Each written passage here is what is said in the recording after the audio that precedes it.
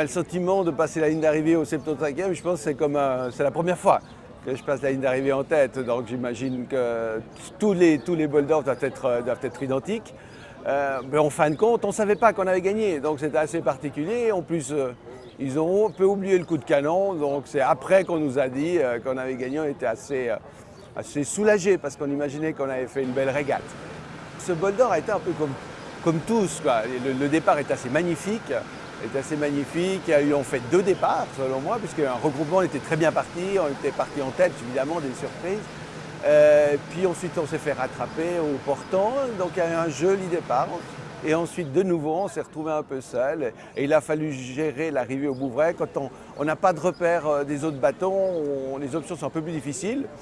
Là il y a une dizaine de bateaux qui nous ont passé devant et puis le retour a été quelque chose de mémorable, surtout la nuit, parce que la nuit il faut faire sa propre route, on ne peut pas se comparer, il faut assumer ses options. Et puis ça s'est très bien passé, mais on l'a découvert plusieurs heures après, parce qu'on arrivait à Ivoire ou à Nernier, quand le jour a commencé à se lever, on a regardé, puis en fait on était seuls. Il y avait des magnifiques bateaux à côté de nous, pas de surprise, on s'est dit où on est beau dernier, il y a quelque chose qui s'est passé qu'on ne savait pas. Ou peut-être qu'on a fait quelque chose pendant cette nuit qui était assez exceptionnel. Et puis je suis très content et j'imagine que pour Mirabeau aussi, mais ça c'est pas dû à cette régate, c'est dû à l'ensemble de l'événement avec une équipe d'organisation exceptionnelle.